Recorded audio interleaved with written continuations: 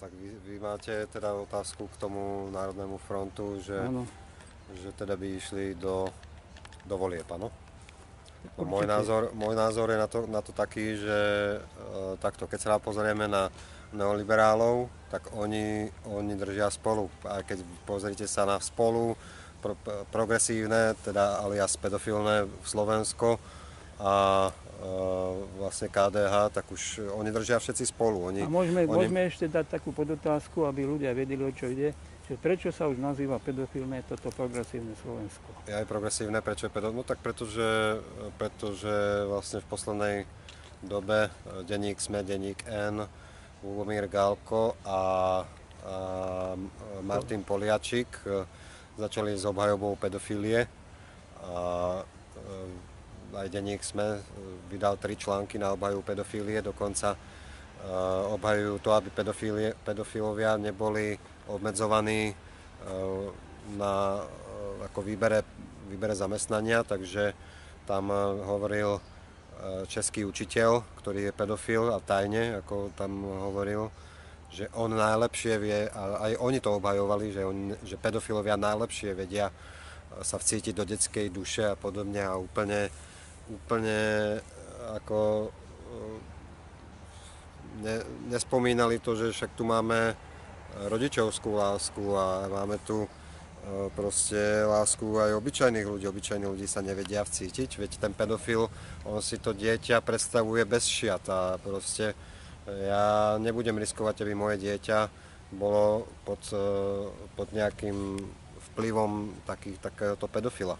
Čo keď niekedy v budúcnosti sa proste neudrží. Čo keď bude mať nejaké narážky, ktoré niekto iný bude považovať za normálne, ale pre to dieťa budú traumatizujúce. Takže toto je pre mňa neakceptovateľné. Najprv začali s homosexualitou, pre nás to bolo neakceptovateľné, postupne ako do ľudí tlačili homosexualitu, gay pride a podobne, tak sa to stalo, už teraz je to ako normálna vec. Potom transgender, ako rôzne pohlavia, teraz už poznáme nejakých 50 pohlaví, 54 pohlaví a teraz už s pedofíliou, potom začnú s zoofíliou a nekrofíliou, koprofíliou a podobne. Takže toto je totálny rozklad spoločnosti, rozklad rodiny. No a toto je agenda práve Bilderbergu, na čom sa dohodli ešte v 60. rokoch, kedy teda prišli s depopulačnou agendou a tým, že chceli zabrániť k rozmnožovaniu ľudí. A to takým spôsobom, že začali podporovať pornobiznis, začali podporovať prezervatívy, kondomy, antikoncepciu, začali podporovať túto homosexualitu a rôzne deviácie. Toto je všetko tlačené, platené a je to agenda týchto elít. No a ľudia sú obľubovaní s tým, že to je vlastne normálna vec, že máme dať ľuďom proste priestor a podobne. Pritom je to všetko útok na rodinu a na túto spoločnosť. Aj kresťania hovoria, že netreba prezervatívy používať, ale v Afrike by mali, lebo sú tam tie choroby ťažké. No tak choroby, ebola je takisto, ebola, AIDS, to sú všetko laboratórne vírusy, takže to je všetko v laboratóriu vyrobené, takže toto ale ako... treba sa aj z časti aj chrániť. Ja by som sa vrátil, no teraz už je to taká doba, že no ale čo chrániť, nebuď promiskuitný a buď verný a čo, ako to, čo... Mravnosť, no, ale chcel som sa vrátiť vlastne k tým spájaním liberálnych síl, neoliberálnych a na druhej strane pronárodné síly sa neustále vytvárajú nové a nové strany, nové a nové hnutia.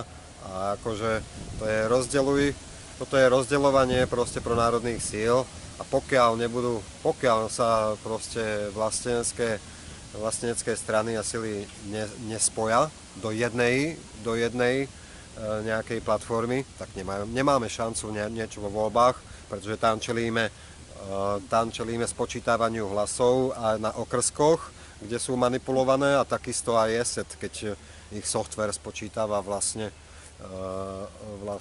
tie voličské hlasy. No a potom aj tie voličské preukazy, tam už potom si to treba ostrážiť. No takže práve že ja som za to, aby sa zjednocovali tieto pronárodné síly a nie, aby sa stále vytvárali nové a nové platformy. Takže toto je takýto môj názor.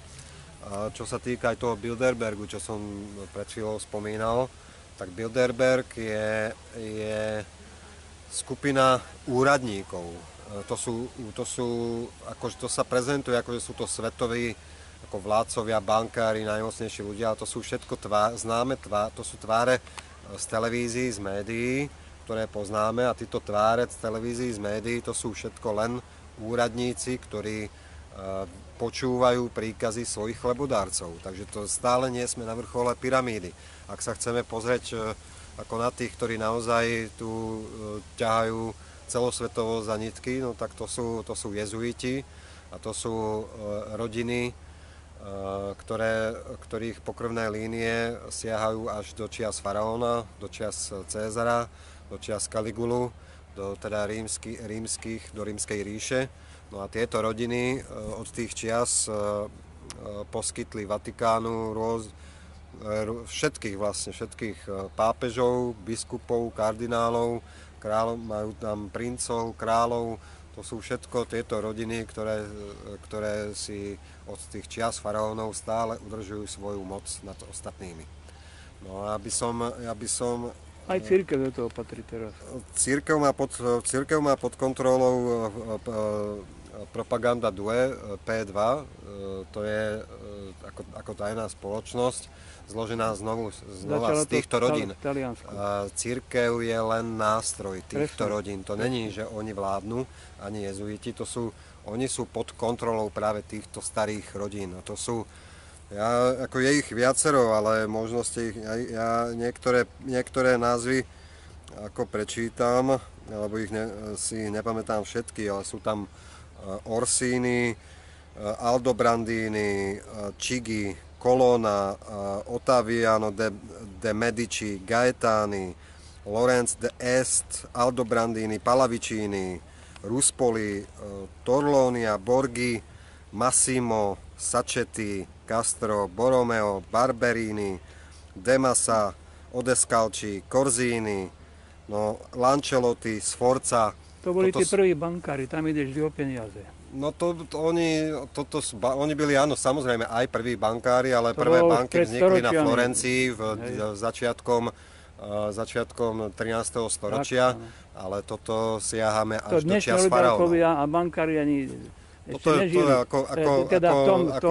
My sa musíme pozrieť na toto, že toto je ich ako bankový finančný systém, vojenský systém a systém vlastne ohlupovania, teda cirkevný, pretože majú 3 obelisky v Washingtone DC, Washington District of Columbia, ktorý je vlastne nepatrí pod korporáciu Spojených štátov, je to samostatná entita, tak tam je obelisk, ktorý vlastne vo Washingtone je obelisk, ktorý im dáva tú vojenskú moc, vo Vatikáne je obelisk, ktorý im dáva tú duchovnú ako moc nad dušami ľudí, a City of London je tiež teda samostatná entita, tam je zasa finančné centrum.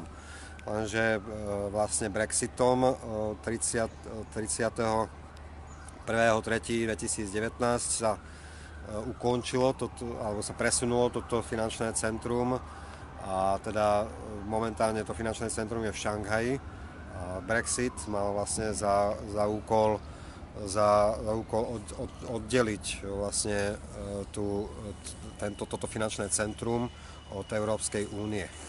No a takisto od teda 1. apríla 2019 už sa zlato považuje ako za rezervu a centrálne banky po celom svete zvyšujú svoje rezervy, svoje zlaté rezervy, pretože zlato už sa berie ako peniaze. Od 1. apríla na základe Bazileju 3, čo je vlastne dohoda alebo nariadenie teda banky pre medzinárodné zúčtovanie. Po dlhých 10 ročiach už to urobili. Áno. Tohto roku myslím. Áno, no pretože sa dejú veľké veci.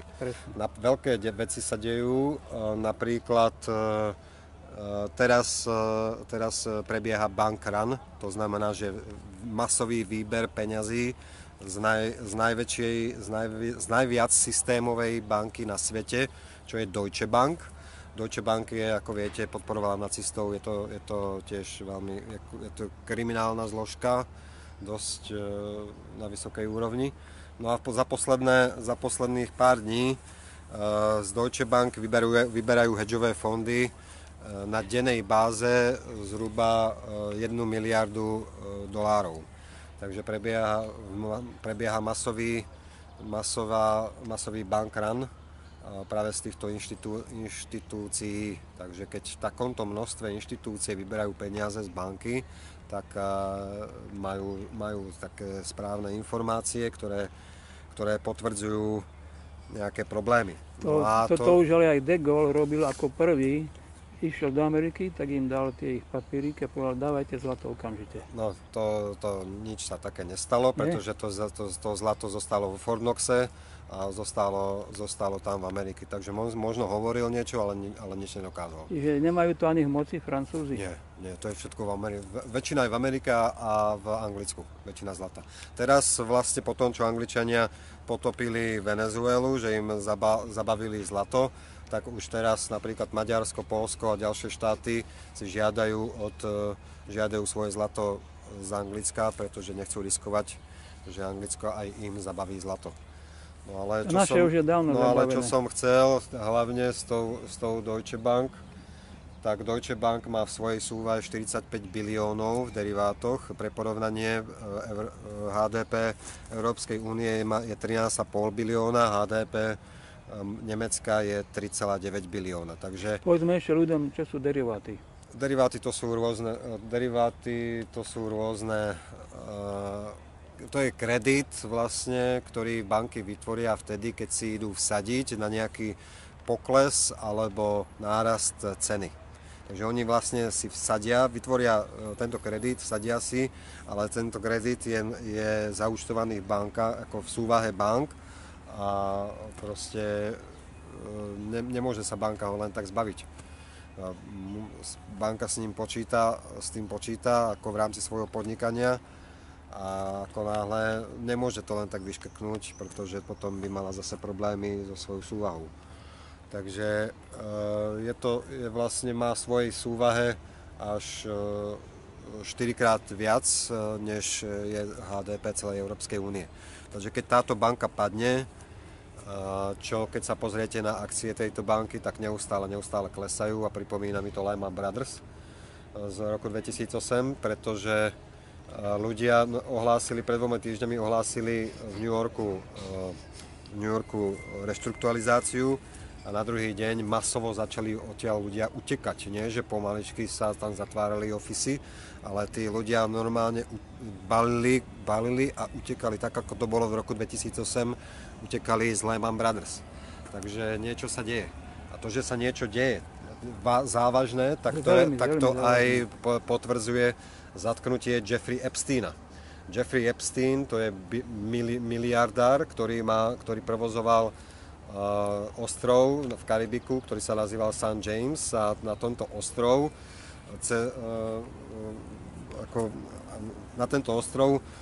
on vodil svojim lietadlom, ktoré sa nazývalo Lolita Express, vodil rôzne svetových lídrov, bankárov, prominentných ľudí, celebrity, politikov. Napríklad súd zverejnil letové záznamy tohto Epsteina a boli tam napríklad Clintonová, Chris Tucker, R. Kelly, Kevin Spacey, rôzni politici, vrcholoví politici, napríklad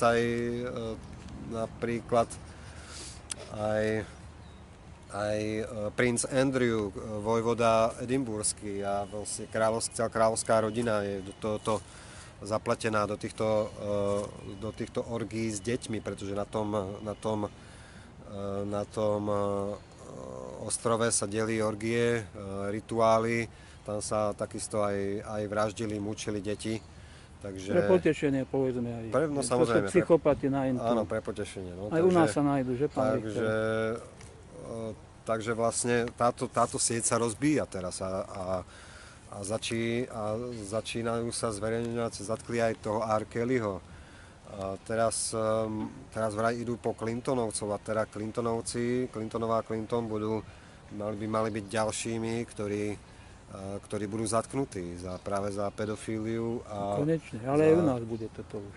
No, Keď bude nová toto bude prebiehať hlavne vo Spojených štátoch a potom už to ako domino bude padať. Najprv to začne v Spojených štátoch, pretože najprv musia padnúť tí hore, až potom tí ich pomocníci budú, vlastne keď nebudú mať svojich chlebodárcov, tak budú oni po nich padať. Takže najprv museli padnúť Brzezinski, Rockefeller, Rothschild, George Bush starší, títo všetci sa museli ostrániť, aby sa mohlo ísť. Rothschild aj predával svoje majetky, ale... Rothschildovcov sú desiatky, takže... Ale je možné niečo fiktívne predávať? Je, lebo sú burzy, Edmund Rothschild Edmund Rothschild je vlastne hlava švajčiarskej vetvy Rothschildovcov a Edmund Rothschild mal pod sebou podnikanie s trustami a on v októbri toto podnikanie ako zanechal. Takže to tiež je znak niečoho, že sa deje. Takisto teda hlava Vatikánskej banky padla a takisto aj hlava Svetovej banky padla. Takže... Čo bude teraz s dolárom? Však to bola umelo vytvorená. Dolár bude podložený so zlatom. Už teraz? Niekedy? No v blízkej dobe, pretože Trump už zvažuje, že dosadí, teraz som zabudol jej meno, mám tu niekde napísané jej meno, ale neviem, už teraz si nepamätám všetky tie mená, to sa nedá. Takže teraz tam dosadil jednu, ktorá presadzuje zlatý štandard a takisto bude teda ona má byť dosadená do Fedu. A ona má prísť s reformami a so zlatým štandardom. Takže budú reformy, toto, čo prežívame, dlho už nebude. Keby neboli reformy, tak to je totálny krach svetový. Áno, tak zároveň... To by šlo do vojny hneď. Zároveň, tak oni skúšali proti Iránu, skúšajú neokoni, skúšajú, veď najväčšia komoditná spoločnosť na svete, Glencore, pred útokom na ten tanker, údajným útokom iránskych zložiek na tanker v Perskom zálive, teda tak vieme, že to nebol útok iránskych zložiek, že to bola útok pod falošnou vlajkou od zložiek americkej armády, aj keď americká armáda ako taká spolupracuje s ruskou armádou, ale nie celá, ešte niektorí sú tam generálovia, ktorí sú verní neokonom. No a Glencore si vlastne deň predtým sadil na nárast ropy, pretože si myslel, že teda tým útokom na tanker, že tá cena vystrelí ropy, vystrelí smerom nahor. Takže to bolo zasa to bolo plánované celý ten útok a celé to snaženie Irán zatiahnuť do vojny. Takže toto je len divadlo pre ľudí a spoza opony sa dejú veci, ako teraz zatýkanie a rozbíjanie tejto pedofilnej siete. A v Európe pôsobí súd International Court for Crimes of Church. Tento webová stránka tohto súdu je všade cenzurovaná na Facebooku, na Chrome. Ani si ju nevyhľadáte cez Chrome, musíte ísť cez alternatívne vyhľadávače, aby ste si vyhľadali tento súd. Tento súd má okolo 140 agentov, je činný v 39 krajinách a teda on vyšetruje zločiny cirkvi. No a väčšinou teda v drvej väčšiny dochádzajú na tieto pedofilné zločiny a rituálne satanistické vraždy. A teda vychádza to z toho Nine Circle, sa to volá. Nine Circle, to je ako 9. okruh. A to sú satanisti, vysoko postavení ľudia z tajných spoločností. Aj z nášho štátu, ktorí tam pôsobia vlastne niektorí. všade skade. Bride na Pánskej ulici. A teda oni teda majú pod kontrolou všetkých možných politikov. Veď vo Vatikáne sa práve tento 9. okruh, v rámci 9. okruhu sa dejú tieto satanistické rituálne vraždy detí. Takže, na rôznych miestach. Na rôznych miestach.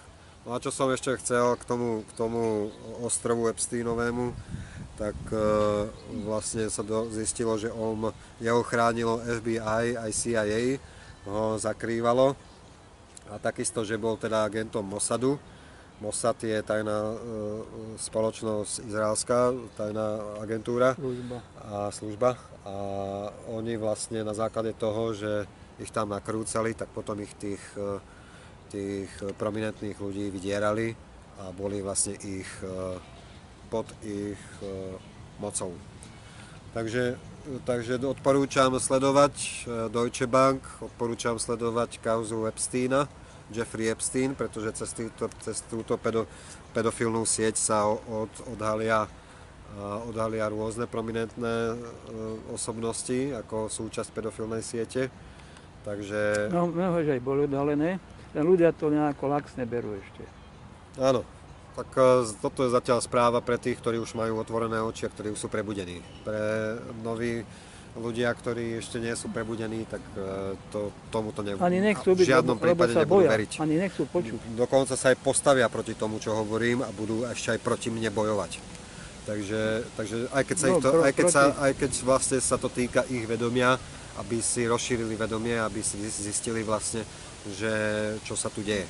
Ale pre ich také pohodlie, takú spokojnosť, radšej si budú zastávať tento systém otrocký, aby mali tú svoju pohodu, aby nemuseli rozmýšľať, aby nemuseli rozmýšľať nad takými vecami, tak radšej si budú zastávať tento systém a bojovať proti mne a nám taký. Ja som len chcel vložiť slovo, že sú zbabeli. Nie že aj leniví, ale každý má určitý čas na to, aby pochopil nejaké veci. Nemôžeme, keď ja chápem niečomu, nemôžem aj od druhých chcieť, aby to isté chápali, aby takisto sa na to pozerali tak ako ja. Takže každý má svoj čas a musí si prejsť nejakými skúškami, životnými vecami, aby začal chápať tieto veci. To sú úplne presné veci. Takže nemôžeme ľuďom vyčítať, že niečo nechápu, proste takto je nastavené. My pokiaľ sa nespojíme, pokiaľ budeme rozdelení, tak to tak aj bude a nebudeme mať žiadnu moc niečo zmeniť. Jedine spojení. Zatiaľ sa spájajú tí, čo si myslia, že peniazmi dokážu všetko. Že peniaze dokážu všetko? No a ich sila, lebo si myslia, že to je moc. Ináč má to byť všetko služba, oni si to pletú. No tak potom má takých, čo s takými? No, ale treba ich odhaliť a hovoriť o tom, preto sú tieto občianske médiá už od 96.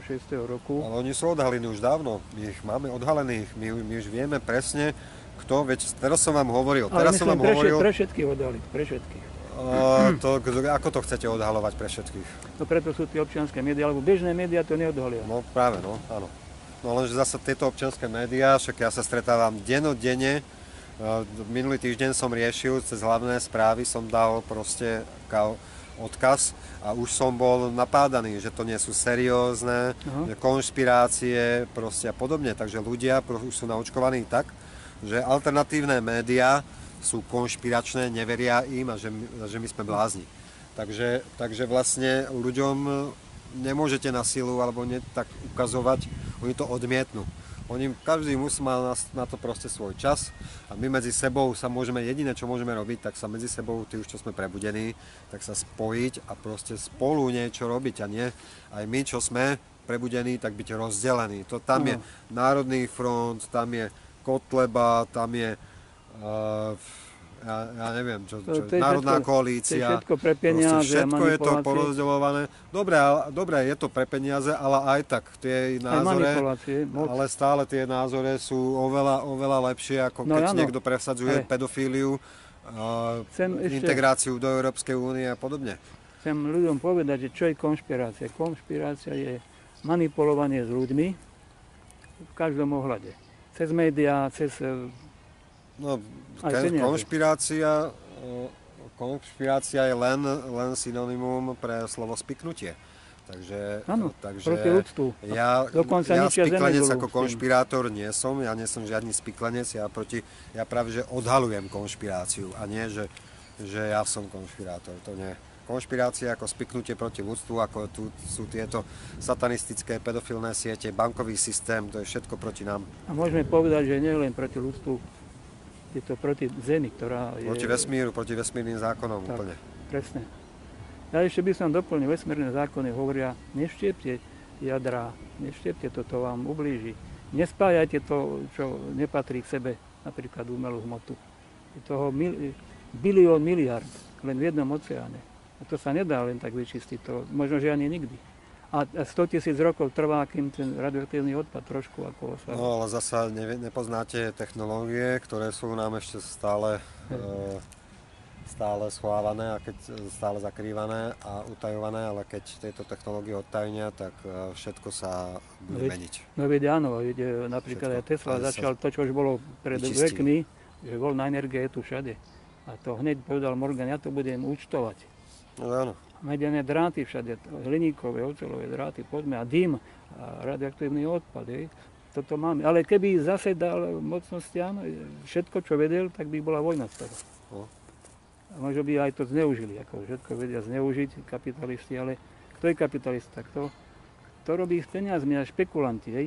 A vieme, tak Taliani, vieme o nich, a potom tí špekulanti, čo teraz sú, šéfovia koncernov a bank, to sú všetko ľudia, ktorí už sú otroci, ktorí sú len ktorí sú na svojich miestach, dostávajú dobre zaplatené a preto robia to, čo robia, ale to nie sú tí ľudia, ktorí... Ale spiknutie robia fantasticky. Ale to nie sú tí ľudia, neustále všade všetci sa pozerajú proste stále na nízkych, na pracovníkov, nie na tých, čo tájú. Ale Rothschild je dosť vysoko. Rothschild to je nová, to je mladá rodina, to nie je rodina, ktorá siaha Čiže tie staré boli Taliansko, ako sme hovorili. To sú rímska ríša, z rímskej ríše, z faraónov, tam sa pozerajte, Vincerovci, všetky tieto kráľovské rodiny, ich korene siahajú až po faraónov.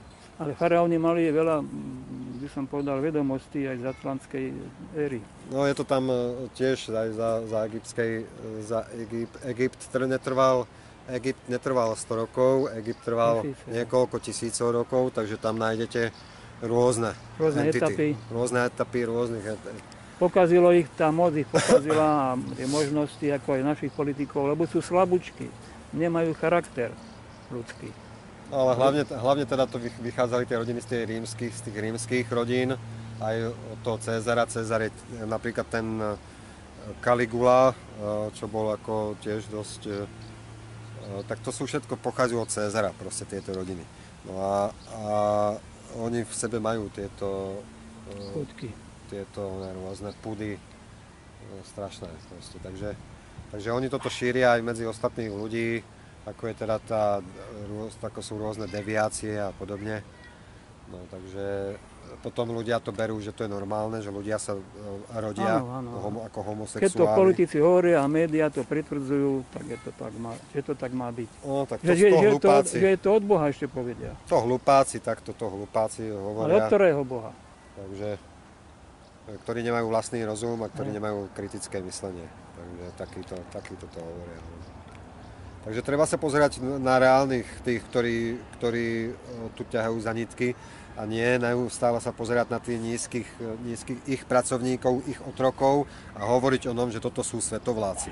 No keď budeme hovoriť o nízko postavených pracovníkoch, otrokoch, že sú to svetovláci, tak potom prídu noví, tak potom ich ako vymenia noví a zasa ich nahradia noví a noví.